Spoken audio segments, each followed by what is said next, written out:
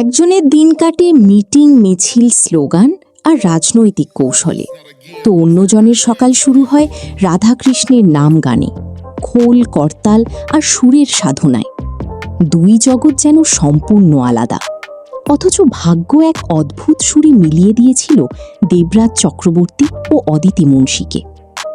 মঙ্গলবার রাত থেকেই রাজ্য রাজনীতিতে তুমুল চর্চা। আচমকায় দেবরাজ চক্রবর্তীর গ্রেপ্তারের খবর ছড়িয়ে পড়ে। কি আটক করল?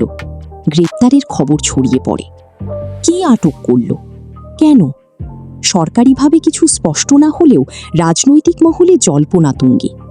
আর সেই বিতর্কের মাঝেই সোশ্যাল মিডিয়ায় ভাইরাল হতে শুরু করেছে দেবরাজ অদিতির পুরানো ছবি, পুরানো সাক্ষাৎকার আর তাদের প্রেমের গল্প।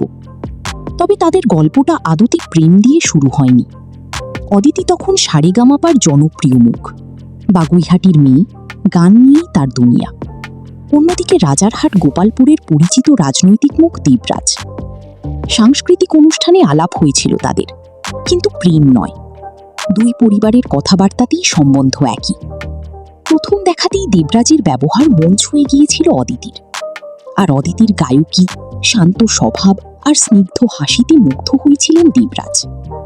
ফোন নাম্বার আদান প্রদান হয়েছিল ঠিকই, কিন্তু সেই আলাপ খুব দ্রুত অন্যদিকে মোড় নেয়। অল্প কিছুদিনের মধ্যেই দেবরাজ বুঝেছিলেন এই মেয়ের সঙ্গেই তিনি ভবিষ্যৎ দেখতে চান। আর তারপরেই সোজা দিয়ে দেন বিয়ের প্রস্তাব। 2018 সালের শীত, সাবেকি বাঙালি নিয়মে বসেছিল বিয়ের আসর।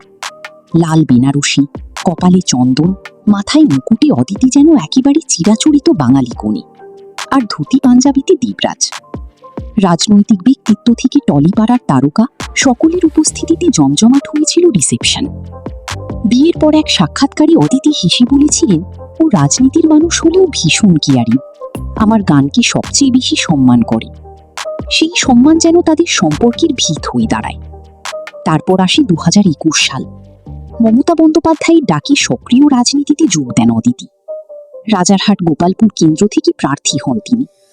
প্রচারের নেপথ্যে তখন ছায়া সঙ্গীর মতো ছিলেন দেবরাজ।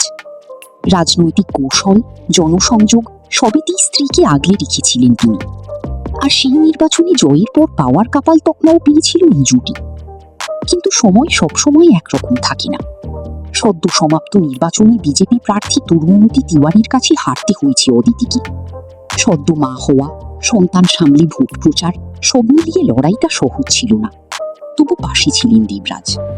আর আজ সেই মানুষটিকে ঘিরে আইনি জটিলতা।